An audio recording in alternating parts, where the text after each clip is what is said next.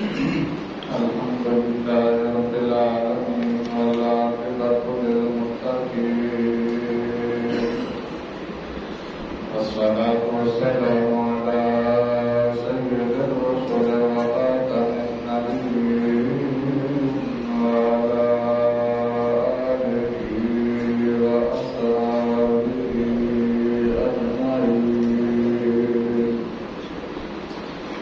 أما بعد فأعوذ بالله من الشيطان الرجيم. بسم الله الرحمن الرحيم. وبشر الصابرين الذين إذا أصابتهم مصيبة قالوا إنا لله وإنا إليه راجعون. أولئك عليهم صلوات من ربهم ورحمة وأولئك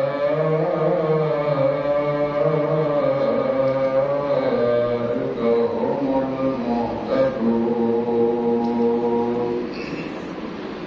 أما بعد فأعوذ بالله من الشيطان الرجيم. بسم الله الرحمن الرحيم. إن الله وملائكته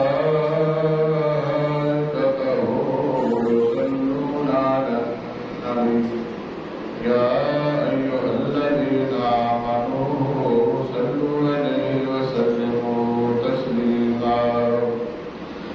الصلاة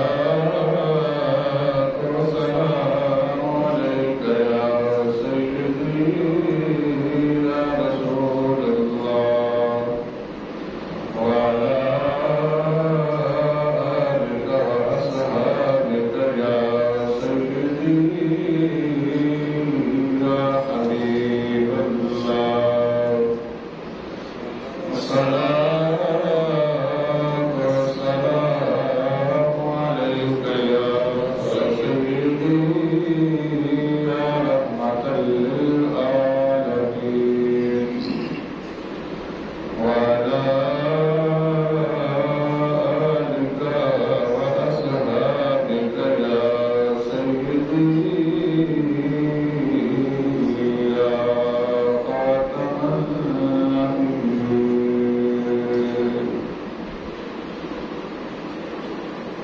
اللہ کریم کی ہم کو سنا حضور نبی اکرم نور مجسم شفیع معظم صلی اللہ علیہ وسلم کے دربار رسالت نام میں حقیق درود و سلام عرض کرنے کے بعد انتہائی معزز و محتشم حاضرین و سامعین، السلام علیکم ورحمۃ اللہ وبرکاتہ۔ اللہ کریم کے فضل، اس کی توفیق اور اس کی عنایت سے میں نے قرآن مجید دوران رشید سورہ بقرہ کی آیت نمبر 54، 55، 56 اور 57 تلاوت کرنے کا شرف حاصل کیا ہے۔ دعا فرمائے اللہ کریم میری زبان پر کلمہ حق جاری فرمائے، ہم سب کو سن کر سمجھ کر اس پر عمل کی توفیق عطا فرمائے۔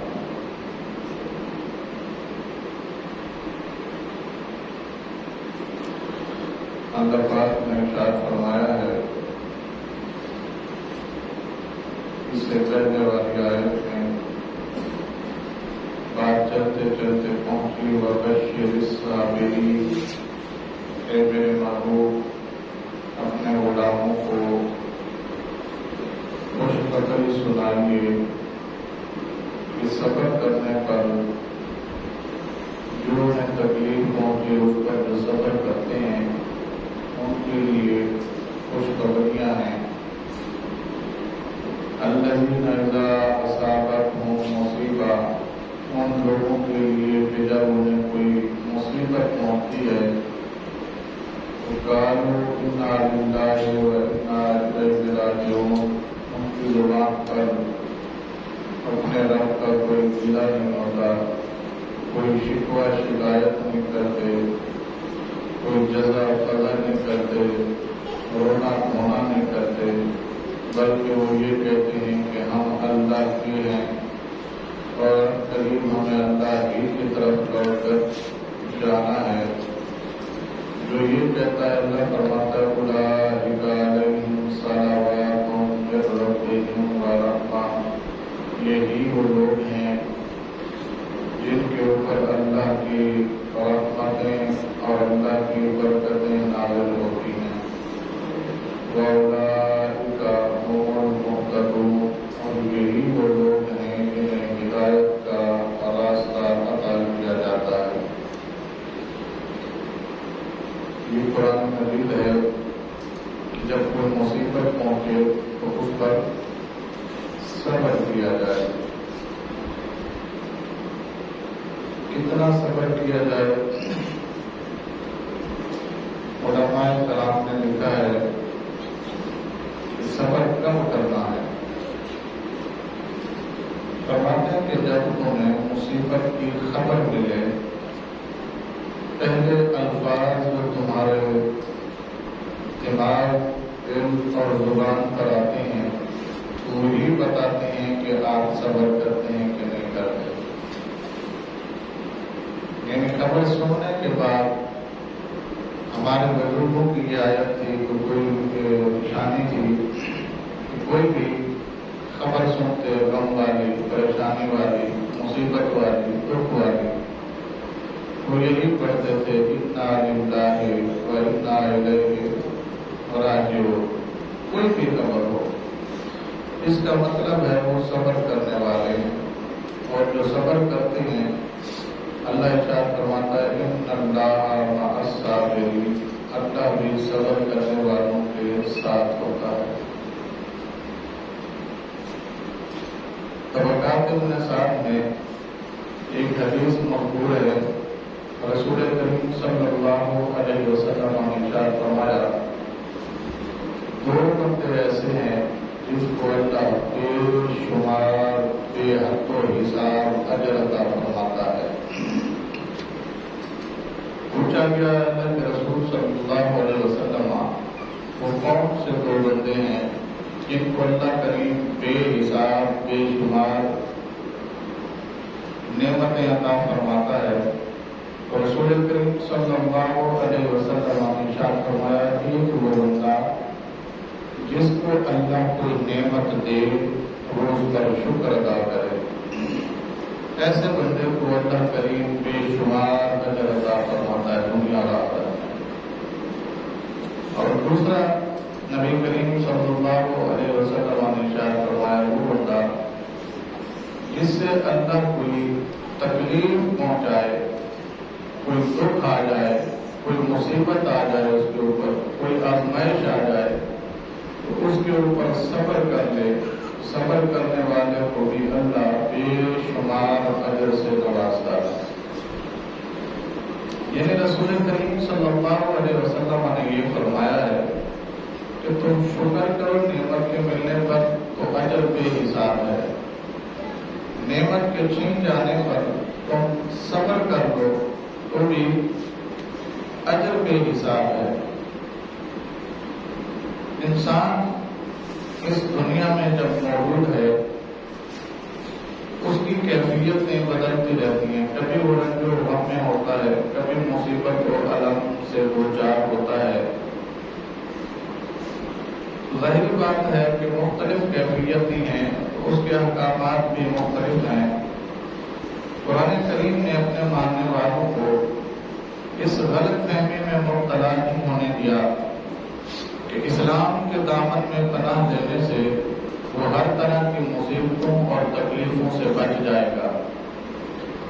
اس کا یہ مطلب نہیں ہے کہ جو بندہ مسلمان ہو گیا اس کو تکلیف کوئی نہیں آئے گی، اس کو دکھ کوئی نہیں ہوگا، اس کو پریشانی کوئی نہیں ہوگی۔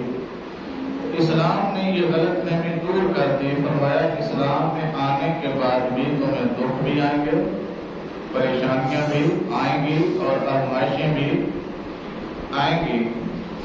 البتہ قرآن پاک نے مسلمانوں کو صبر کرنے کی ایک ڈھال عطا فرما دی ہے کہ جس سے وہ مصائب و حوادث کے بحران حملوں سے اپنا بچاؤ تو کرتے ہی ہیں، مگر انہیں ایک ایسا عقیدہ دے دیا گیا ہے کہ ان کے سکون اور قرار کو نازل ترین لمحوں میں بھی جو صحیح سلامت رکھ سکتا ہے.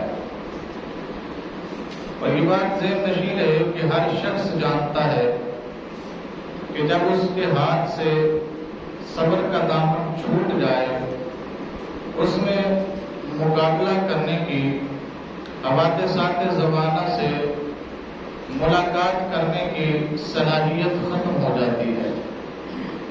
وہی بندہ حالات کا مقابلہ کر سکتا ہے جس کے اندر صبر باقی ہو، وگرنہ مصیبتیں جب آتی ہیں انسان صبر کا دامن ہاتھ سے چھوڑ دے تو وہی حساب ہے کہ کبوتر بلی کو دیکھ کے آنکھیں بند کر لینے سے بلی نے اسے چھوڑ تھوڑی دینا ہے، وہاں تھوڑی کر دینا ہے اسے کہ ٹھیک ہے جی دی آنکھیں بند ہو گیا دن چھوڑ دو. ایسا نہیں ہوتا، بلکہ مصیبتیں جب بھی آتی ہیں ان کا مقابلہ صبر سے کیا جاتا ہے. ہمت اور حوصلہ اس وقت تک انسان کے اندر برقرار رہتا ہے جب تک اس کے اندر صبر موجود ہوتا ہے، اور جس وقت اس کا صبر ختم ہو جاتا ہے تو مصیبتیں، پریشانیاں انسان کو قصر و خاشاک کی طرح بہا کر لے جاتی ہیں. لیکن اگر یہی بندہ اللہ کریم کی ذات اقدس پر توکل اور بھروسہ کرتے ہوئے مصائب و آلام کے سامنے ڈٹا رہے تو یہ کالے بادل خود بخود چھٹ جاتے ہیں، اور ایسے چھٹتے ہیں کہ انسان صبر سے اپنا دامن بھر کے رکھتا ہے، صبر کو اپنے ہاتھ سے نہیں جانے دیتا. اس کے نتیجے میں اگر اس کا پورا کنبہ بھی مار دیا جائے تو وہ صبر اپنے ہاتھ میں رکھتا ہے. پھر اللہ کریم اسے اجر ایسا عطا فرماتا ہے کہ قیامت تک کے لیے اس کو زندگی عطا فرما دیتا ہے. ہمارے سامنے موجود ہے یہ واقعہ کربلا. امام حسین رضوان اللہ تعالی علیہ مجمعین پر اور آپ کے رفقاء کے ساتھ جتنا کچھ کیا گیا، آپ نے ہمت، حوصلے اور صبر کا دامن اپنے ہاتھ سے نہیں چھوڑا. تو یہی وجہ ہے کہ جب صبر دامن سے نہیں چھوٹا، صبر کا دامن ہاتھ سے نہیں جانے دیا، تو اللہ کریم نے زندگی ہی وہ عطا فرما دی کہ جو زندہ رہے وہ مر گئے، اور جن کو مارا گیا ان کو اللہ نے زندگی عطا فرما دی. دیکھیے نا جی، واقعہ کربلا جب ہو گیا اس کے بعد آپ دیکھیں ذرا امام حسین رضوان اللہ تعالی علیہ مجمعین کے ساتھ جتنے لوگ تھے وہ سارے کے سارے کربلا میں شہید کر دیے گئے سوائے عورتوں اور بچوں کے. جس وقت آپ کو شہید کیا گیا اس وقت جو حاکم وقت تھا اس کی 10 بیٹیاں اور 15 بیٹے تھے، یعنی 25 اولادیں اس کی تھیں. اور امام حسین رضوان اللہ تعالی علیہ مجمعین کے خاندان میں صرف ایک بچہ بچا جس کا نام امام زین العابدین تھا. اب دیکھیے ظاہری تو یہی ہونا چاہیے کہ جس کی 25 اولادیں ہیں اس کی نسل زیادہ ہونی چاہیے، اور جس کا ایک ہی بچہ ہے اس کی نسل کیا ہونی چاہیے؟ کم ہونی چاہیے. مگر اللہ کریم نے جس کی 25 اولادیں تھیں ان کو آپ چراغ لے کر بھی ڈھونڈے تو آج نہیں نظر آئیں گے، اور جن کا ایک ہی بچہ تھا اللہ پاک نے اتنی برکت عطا فرمائی کہ روئے کائنات پر آپ کی اولاد چل رہی ہے. تو یہ صبر کا صلہ ہے. وہ جو ہمیں نظر آ رہا ہے، اللہ کریم نے انہیں کس شان سے نوازا ہے یہ اللہ جانے، یہ اللہ کا رسول جانے۔ ظاہراً جو ہمیں نظر آتا ہے وہ ایسا ہی ہے۔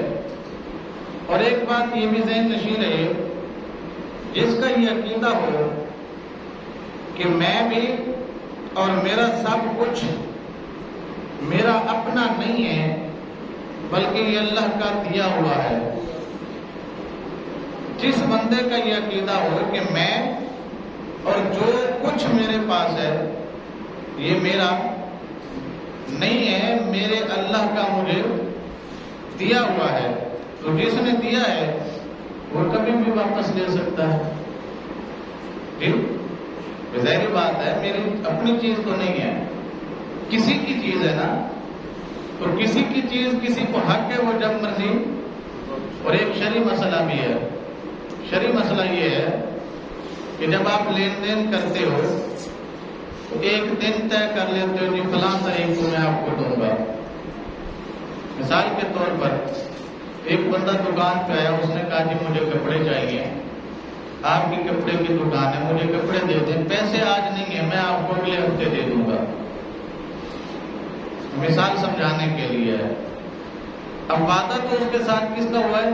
اگلے ہفتے کا، لیکن شرعی مسئلہ یہ ہے کہ اگر اس بندے کو ضرورت پڑ جائے اور کوئی ایسی ضرورت ہو جو ان پیسوں کے علاوہ حل نہ ہو سکتی ہو تو انہیں اختیار ہے کہ ہفتے سے پہلے بھی مطالبہ کر سکتے ہیں۔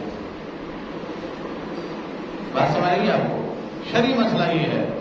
کیوں؟ اس لیے کہ وہ مالک ہے اور اس نے یہ وعدہ کیا تھا کہ میں تجھے دوں گا۔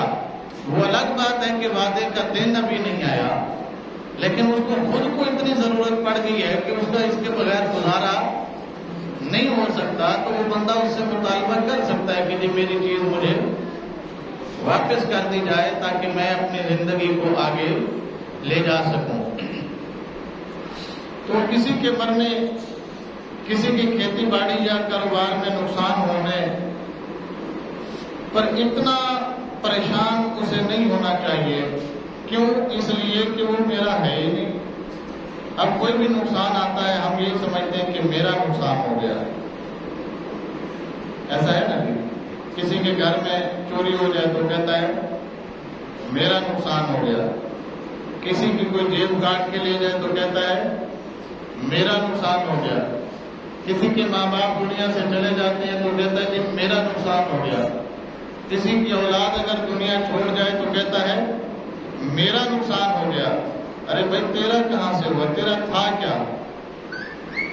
تو خود پانی کا ایک بلبلا ہے،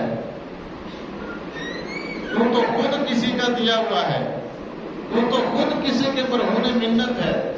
وہ اللہ تجھے چاہے تو چلائے پھرائے، اللہ تجھے چاہے تو واپس اپنے پاس بلا لے، تو خود مجبور محض ہے۔ تیرا کیا ہے اس دنیا میں، یا تیرے پاس کیا ہے کہ تو فخر کر رہا ہے کہ میرا چلا گیا؟ بلکہ اسی لیے رسول کریم صلی اللہ علیہ وسلم نے صحابہ کرام رضوان اللہ تعالیٰ علیہ اجمعین کی تربیت فرمائی کہ فرمایا صحابہ جب تمہیں کوئی نقصان پہنچے، تمہارے ماں باپ، تمہاری اولاد یا تمہاری خود کی جان چلی جائے تو یہ مت کہنا کہ ہمارا چلا گیا ہے، بلکہ یہ کہا کرو کہ جس اللہ کا تھا اسی اللہ کے پاس چلا گیا ہے۔ جس مالک نے یہ دیا تھا اسی مالک نے اسے واپس لے لیا ہے۔ تو میرے اللہ جس طرح تو نے مجھے عطا فرمایا تھا میں اس وقت تیری رضا پہ راضی تھا اور تیری بارگاہ میں شکر ادا کر رہا تھا، تو آج جب تو نے یہ مجھ سے واپس لے لیا ہے تو بھی میں تیری رضا پر راضی ہوں اور اس آزمائش پر میں صبر کرتا ہوں۔ مجھے شکر کا صلہ بھی عطا فرما، مجھے صبر کا صلہ بھی عطا فرما۔ یہی وجہ ہے کہ رسول کریم صلی اللہ علیہ وسلم کی 3 بیٹے ہیں اور تینوں یکے بعد دیگر دنیا چھوڑتے گئے۔ رسول کریم صلی اللہ علیہ وسلم نے صحابہ کو منع فرمایا تھا کہ رونا نہیں ہے، جزا فضا نہیں کرنی، منہ نہیں پیٹنا، بال نہیں نوچنے، اپنے آپ کو تکلیف نہیں دینی، اللہ کا گلہ اور شکوہ نہیں کرنا۔ مگر جب حضرت ابراہیم علیہ السلام دنیا سے گئے تو رسول کریم صلی اللہ علیہ وسلم کی چشمان مبارک سے آنسو روا ہوئے.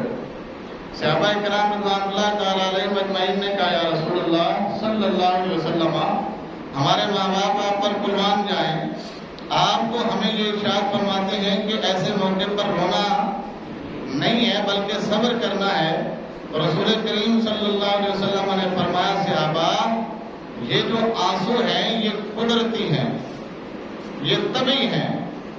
میں آج بھی اپنی زبان سے ایسا کوئی کلمہ نہیں کہہ رہا کہ جو میرے اللہ کو ناپسند ہو, بلکہ میں آج بھی یہ کہتا ہوں رضیت باللہ ربا, اے اللہ میں تیرے رب ہونے پر راضی ہو گیا, تیری نعمتیں عطا کرنے پر میں راضی ہو گیا, نعمتیں واپس لے لینے پر میں راضی ہو گیا. فرمایا میری آنکھوں سے آنسو آ جانا یہ کوئی گناہ کا کام نہیں ہے, بلکہ گناہ یہ ہے کہ بندہ زبان سے بھی بولے کہ ہائے میں لٹ گیا, ہائے میں پریشان ہو گیا, ہائے میرے ساتھ ظلم ہو گیا, زیادتی ہو گئی. تو اس طرح کے الفاظ ادا کرنے سے رسول کریم صلی اللہ علیہ وسلم نے کیا فرمایا ہے, منع فرمایا ہے کہ ایسا نہیں کرنا چاہیے. اللہ اکبر. حضرت بشر حافی رحمۃ اللہ علیہ آپ فرماتے ہیں کہ الصبر الجمیل هو الذی لا شکوى فیہ الی الناس. فرماتے ہیں کہ صبر کی تعریف کیا ہے, صبر کس چیز کا نام ہے. فرماتے ہیں الصبر الجمیل هو الذی لا شکوى فیہ الی الناس. صبر وہ ہوتا ہے جس میں لوگوں نے بیٹھ کر بندہ شکوہ نہ کرے کہ یار میرے ساتھ کیا ہو گیا.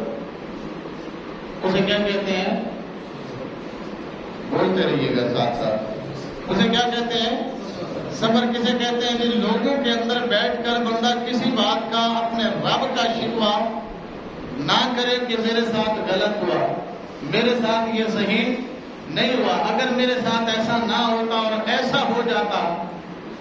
ہمارے یہاں اکثر جب فوتگی ہوتی ہے تو میں نے کئی دفعہ اپنے کانوں سے سنا ہے, وہ جو گھر کے بوڑھے ہوتے ہیں وہ کہہ رہے ہوتے ہیں یار میں بوڑھا ہو گیا سی, اللہ من کو چوک لیتا ہے, وہ چوک گیا, یعنی مینو موت آ جاتی اینو نہ آتی. تو بندہ ہے, خدا نہیں ہے. وہ کیا ہے, بندہ ہے, خدا نہیں ہے. علماء فرماتے ہیں فعل الحکیم لا یخلو عن الحکمت. اللہ کا کوئی بھی کام حکمت سے خالی نہیں ہوتا.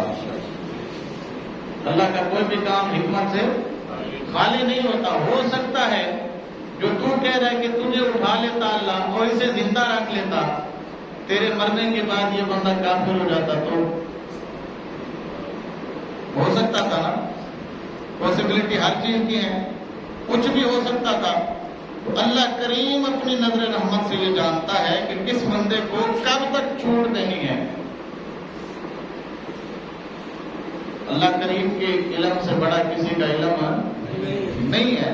تو جو اللہ کریم نے ہمیں عطا فرما دیا ہے, ہمارا نظریہ اور عقیدہ یہ ہونا چاہیے کہ یہ سب کچھ میں اور میرا مال, میری جان, میری عزت, میری آبرو اور میرا مال, یہ سارا کچھ کس کا ہے؟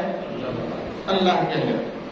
اللہ نے عطا فرمایا تو میں اللہ کا شکر ادا کرتا ہوں, اللہ نے واپس لے لیا تو میں اللہ کی رضا پر راضی رہتے ہوئے صبر کرتا ہوں.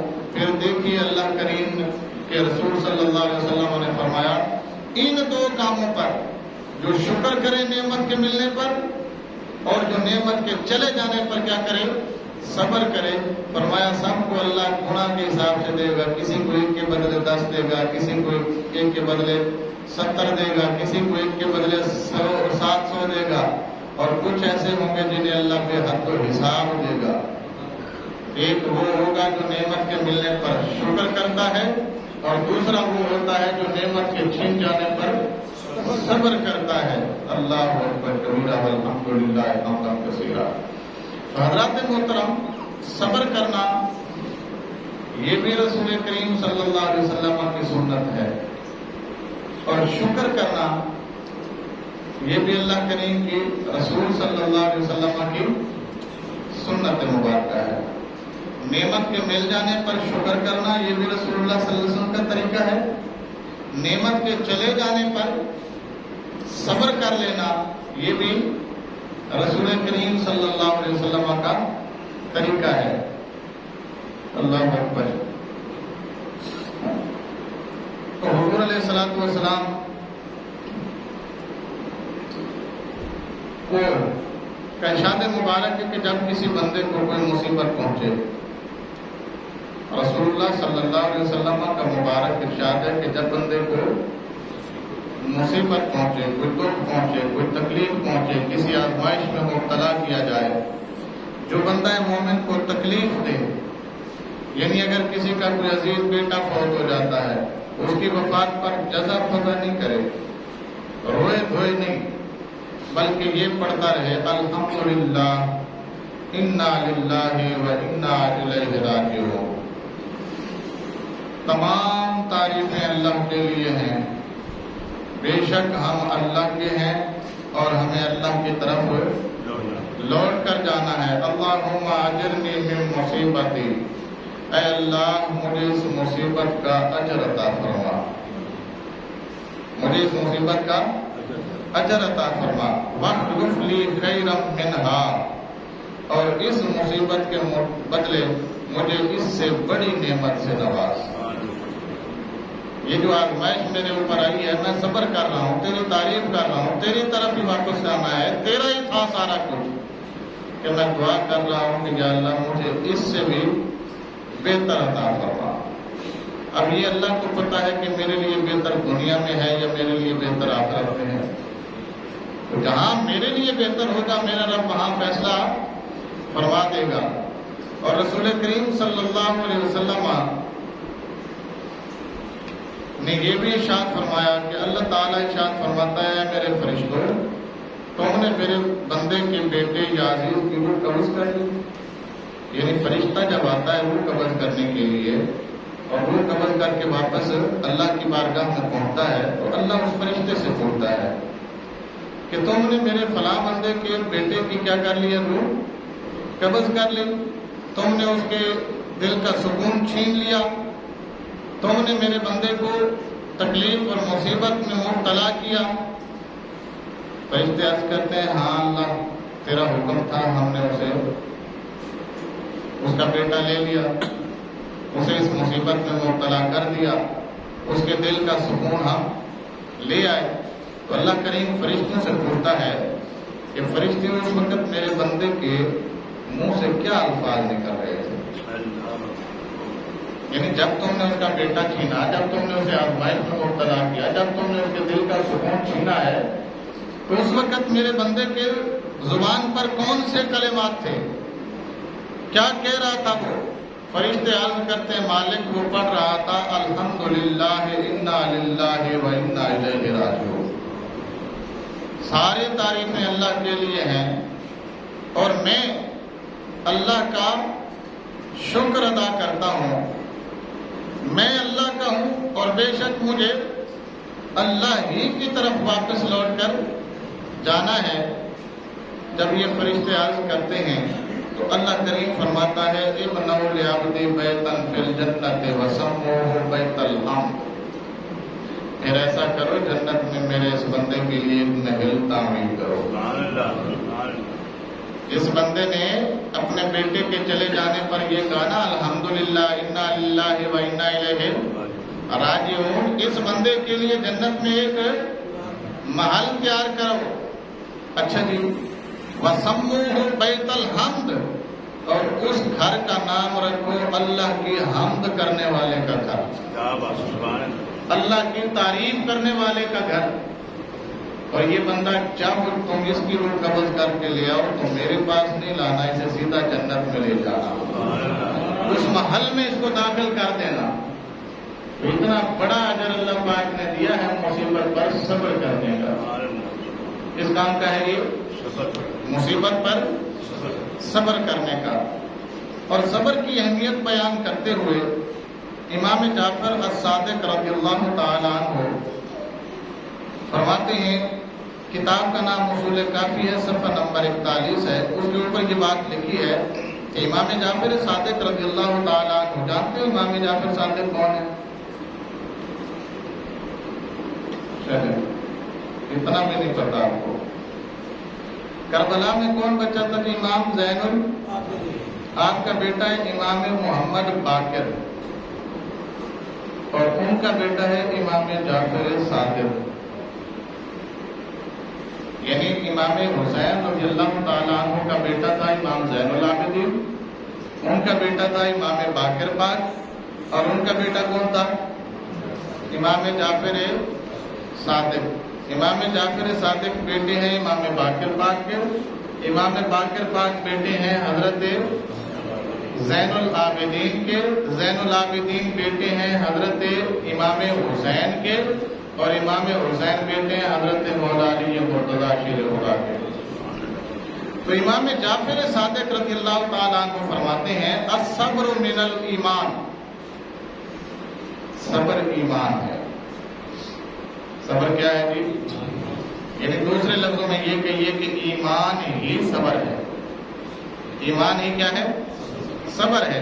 بمنزلۃ الرأس من الجسد، اور ایمان کے اندر صبر کا وہی مقام ہے جو جسم کے اندر سر کا مقام ہوتا ہے۔ بات سمجھیے آپ کو؟ نہیں ہے۔ آپ نے ایسا بندہ دیکھا ہے جس کی ایک ٹانگ نہ ہو؟ دیکھا ہے؟ چل پھر رہا سر، ٹانگ نہیں ہے لیکن پھر بھی چل پھر رہا ہے۔ ایسا بھی دیکھا ہوگا جس کی دونوں ٹانگیں نہیں ہے مگر پھر بھی زندہ ہے اور چل پھر رہا ہے۔ ایسا بندہ بھی دیکھا ہوگا جس کا ایک ہاتھ نہیں ہے، ایسا بھی دیکھا ہوگا جس کے دونوں ہاتھ نہیں ہے۔ آپ نے ایسا بھی دیکھا ہوگا جس کے نہ ہاتھ ہے نہ، دیکھیں کہ نہیں دیکھے ایسے، لیکن وہ مرے نہیں ہیں۔ ہاتھ اور پاؤں دونوں چیزیں نہیں ہیں، ہاتھ اور پاؤں تو دور کی بات ہے، ان کے بازو بھی نہیں ہے سر ایسے۔ ایسے بھی بندے دیکھے ہم نے، نہ بازو ہے نہ ٹانگیں، اس کے باوجود وہ زندہ بھی ہیں اور دنیا کو اپنی استطاعت کے مطابق دیکھ بھی رہے ہیں، دنیا کے کام بھی کر رہے ہیں، مرے نہیں ہیں۔ پتہ کیا چلا کہ جسم کے اندر ان چیزوں کی اہمیت ضرور ہے، مگر اتنی نہیں ہے کہ اگر یہ نہ ہو تو بندہ مر جائے۔ ہاتھ کی بہت بڑی اہمیت ہے، ہاتھ کی، یہ تو ان سے پوچھے نا جن کا نہیں ہے، وہ آپ کو بتائیں گے کہ ہاتھ کی کیا اہمیت ہے۔ پاؤں کی انسان کی زندگی میں بہت بڑی اہمیت ہے، مگر ہاتھ نہ ہونا اور پاؤں نہ ہونا یہ انسان کو موت کے گھاٹ نہیں اتارتا۔ مگر ایسا کوئی نہیں دیکھا ہوگا جس کا سرے سے سر ہی نہ ہو اور وہ جی رہا ہو۔ ایسا کوئی دیکھا ہے آپ نے؟ ایک بندے کا سر ہی نہیں ہے پھر بھی وہ کیا کر رہا ہے؟ زندہ ہے۔ ایسا نہیں ہوتا۔ تو سر کا جسم کے اندر جو مقام ہے، امام جعفر صادق رضی اللہ تعالیٰ عنہ فرماتے ہیں صبر کا ایمان میں وہی مقام ہے۔ جیسے سر نہ ہو تو جسم مر جاتا ہے، مردہ ہو جاتا ہے، اسی طرح اگر بندے کے اندر صبر نہیں ہے تو اس کا ایمان مردہ ہو جاتا ہے۔ بات سمجھ رہی ہے آپ کو؟ جیسے انسان کا سر نہ ہو تو کیا ہوتا ہے؟ باقی جسم مردہ ہو جاتا ہے، اس کی کوئی اہمیت نہیں رہتی۔ اسی لیے بندے اس کو نہلا دھلا کے کفن پہنا کے قبر میں ڈال آتے ہیں، مٹی کے سپرد کر دیتے ہیں، وہ کسی کام کا نہیں رہتا۔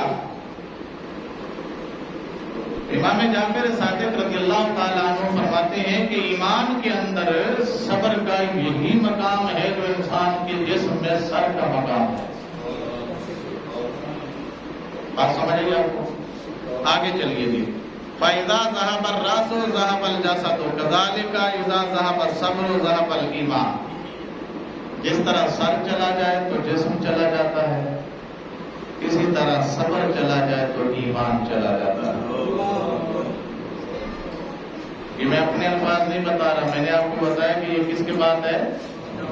امام جعفر صادق رضی اللہ تعالی عنہ کا فرمان مبارک ہے کہ جب انسان کے جسم سے سر چلا جائے تو جسم مردہ ہو جاتا ہے، ناکارہ ہو جاتا ہے، کسی کام کا نہیں رہتا۔ اسی طرح اگر انسان کے ایمان سے صبر چلا جائے، باقی ایمان سارے کا سارا موجود رہے، صرف کیا چلا جائے؟ صبر چلا جائے، تو انسان کا ایمان ایسے ہی مردہ ہو جاتا ہے جیسے اس کا جسم مردہ ہو جاتا ہے، پھر اس کی کوئی اہمیت نہیں رہتی۔ اللہ اکبر کبیرہ والحمد للہ حمدا کثیرا۔ ایک حدیث مبارکہ ہے، اور آپ کو سن کر خوشی ہوگی، اس کے راوی بھی امام جعفر صادق ہیں۔ جی پہلی بات بھی میں نے امام جعفر صادق کے حوالے سے سنائی، اور دوسری روایت بھی امام جعفر صادق کے حوالے سے ہے۔ ابو عبداللہ حضرت جعفر صادق رضی اللہ تعالیٰ عنہ سے روایت ہے، قال قال رسول اللہ صلی اللہ علیہ وسلم ترک المسلم یدہ علی فخذہ عند المصیبت احباطا لاجرہ۔ کسی بندے کو مصیبت پہنچی، کوئی آزمائش پہنچی، اس کے ماں باپ میں سے کوئی دنیا سے چلا گیا، اس کی اولاد میں سے کوئی دنیا سے چلا گیا، اس کو خبر پہنچی جی فلاں بندہ چلا گیا ہے، اس نے خبر سنتے ہی اپنے ران پہ ہاتھ مارا۔ کیا مارا؟ کہاں کچھ نہیں ہے، منہ سے کچھ نہیں بولا، صرف کیا مارا؟ ہاتھ مارا اپنے جسم پر۔ آپ فرماتے ہیں احباطا لاجرہ، اللہ کی طرف سے اسے صبر پر جو اجر ملنا تھا اس نے سارے کا سارا ضائع کر دیا۔ اللہ کی بارگاہ سے اسے جو اجر ملنا تھا صبر کرنے پر، اس نے سارے کا سارا کیا کر دیا ہے؟ جو بھی ملنا تھا اللہ کی بارگاہ سے اس نے سارے کا سارا۔ میں آپ کو پہلے بتایا امام جعفر صادق کون ہے جی؟ امام باقر کے بیٹے۔ امام باقر کون ہے جی؟ امام زین العابدین کے بیٹے۔ امام زین العابدین کون ہے جی؟ امام حسین کے بیٹے۔ امام حسین کون ہے جی؟ حضرت علی کے بیٹے۔ اب میں دوبارہ آپ سے سوال کرتا ہوں کہ امام حسین کا بیٹا امام زین العابدین، زین العابدین کا بیٹا امام باقر، امام باقر کا بیٹا ہے امام جعفر صادق کا باپ ہے باقر، باقر کا باپ ہے زین العابدین، زین العابدین کا باپ ہے امام حسین۔ اب میں ایک اور سوال کر رہا ہوں، امام حسین کا مرتبہ زیادہ ہے یا امام جعفر صادق کا؟ مجھے بولیے گا۔ امام حسین کا مرتبہ زیادہ ہے امام جعفر صادق سے۔ اب امام جعفر صادق کے نزدیک تو صبر کی اہمیت یہ ہے، تو سوچیے امام حسین کے نزدیک صبر کی اہمیت کیا ہوگی؟ امام جعفر صادق کے نزدیک صبر کی اہمیت یہ ہے کہ صبر نہ ہو تو ایمان ہی نہیں رہتا۔ یہ تو امام جعفر صادق کہہ رہے ہیں۔ امام زین العابدین امام حسین کا بیٹا نہیں، ان کا بھی بیٹا نہیں، ان کا بیٹا کہہ رہا ہے۔ یہ کیا لگے گا؟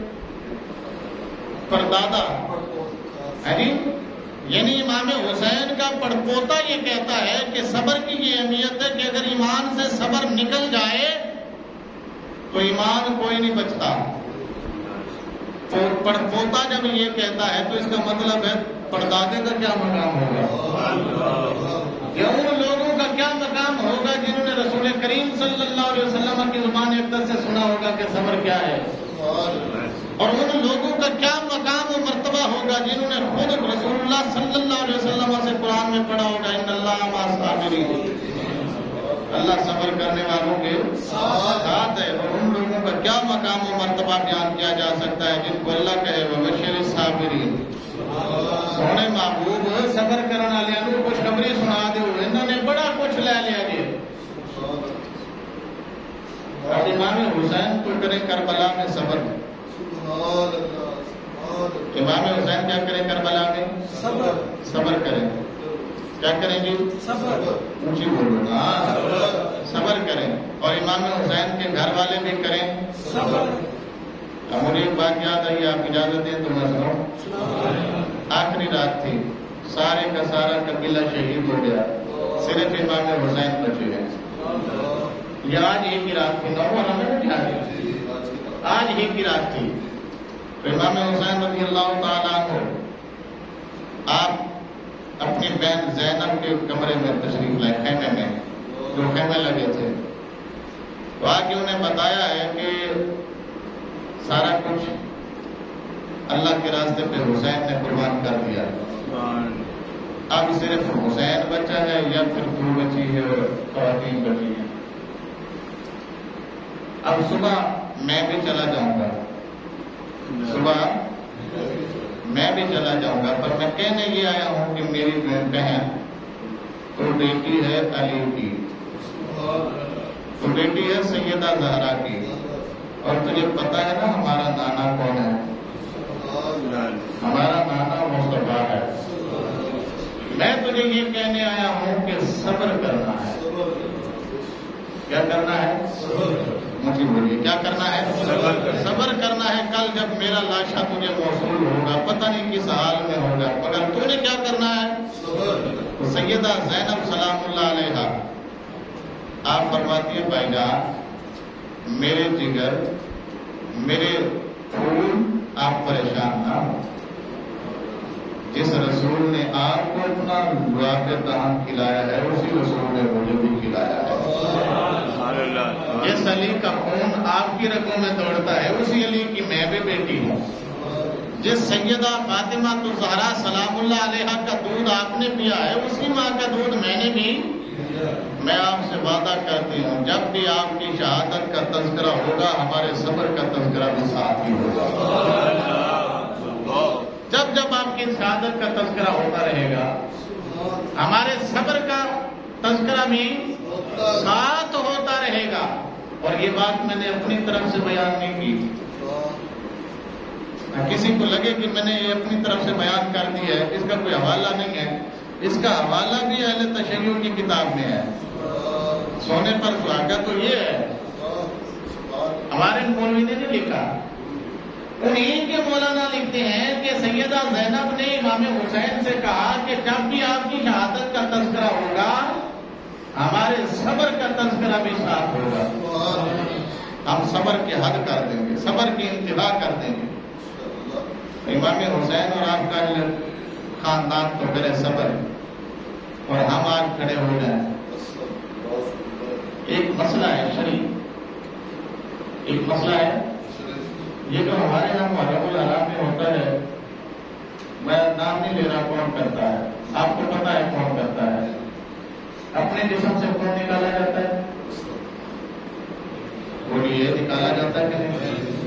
نکالا جاتا ہے۔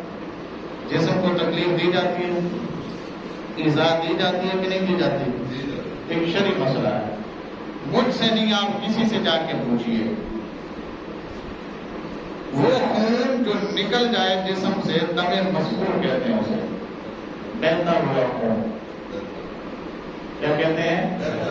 بہتا ہوا خون حرام ہے یا حلال ہے؟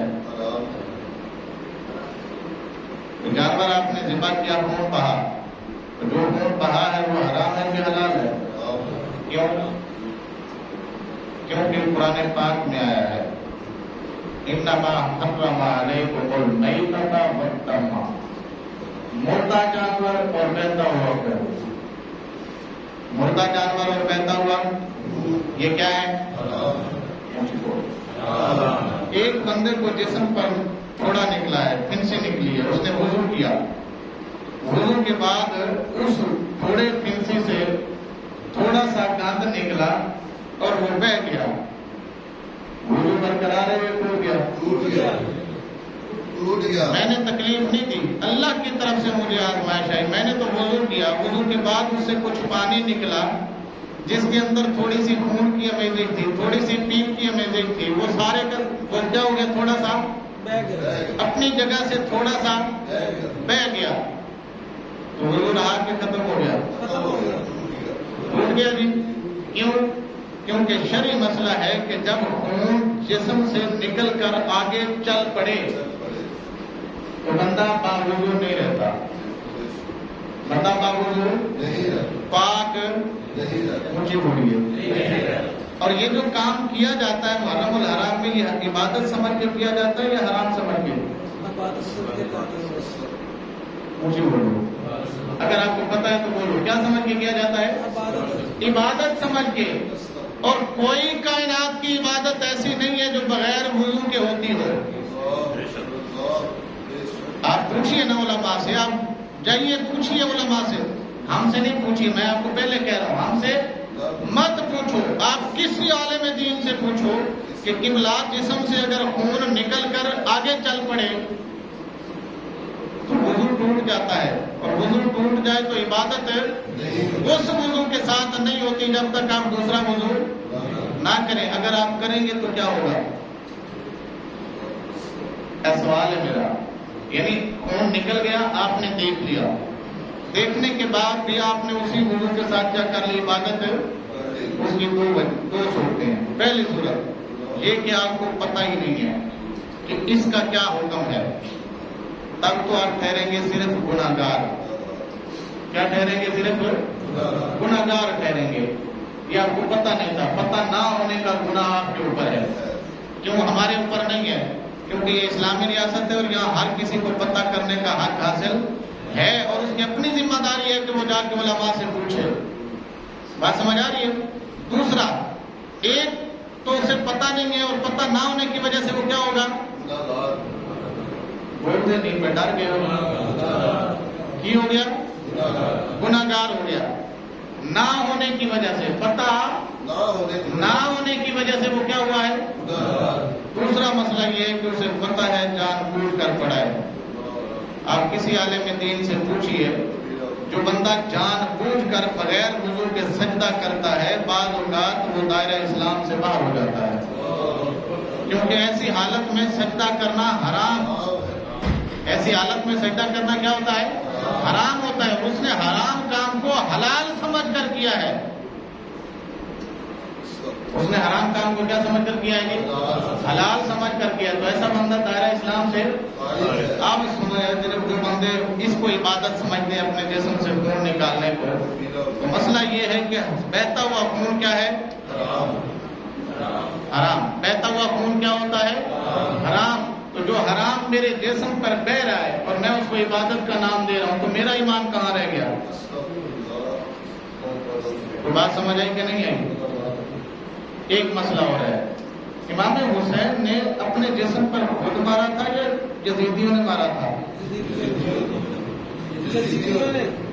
تو یہ مارنا یزید کی سنت رہی یا امام حسین کی؟ آپ کو بات سمجھ آئی کہ نہیں ہے؟ یعنی اگر امام حسین خود کو مارتے تو یہ سنت کس کی ہوتی جی؟ امام حسین کی ہوتی نا. امام حسین نے تو اپنے آپ کو نہیں مارا. کس نے مارا؟ یزید یا اس کی لشکر نے مارا ہے نا. وہ جو بھی تھے، آپ کو پتہ ہے وہ کون کون تھے، کتنے لوگ تھے، تو انہوں نے مارا ہے. تو یہ کن کی سنت ہوئی؟ تو یہ کیا ہے؟ یہ کون سا امام حسین سے پیار ہے؟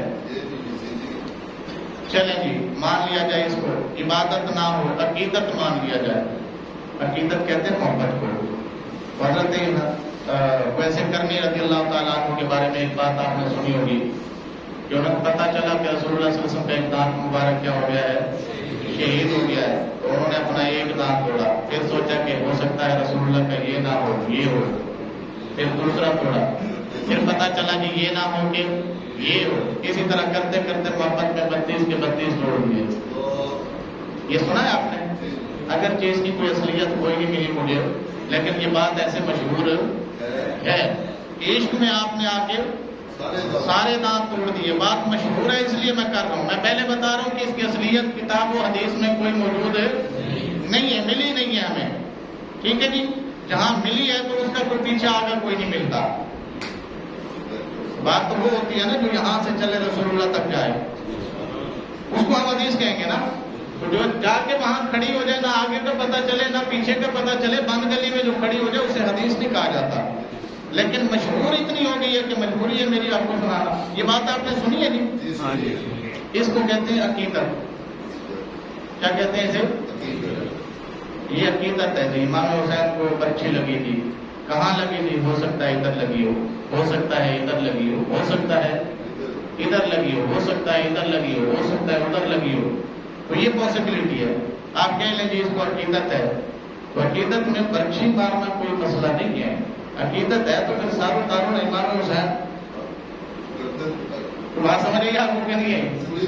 بھئی یہ تو پتا ہے کہ آپ نے سنا ہے کہ جناب ادھر لگی ہوگی ادھر، یہ تو شک والی بات ہے، یہ تو پکی بات ہے انہوں نے گردن اتار دی تھی.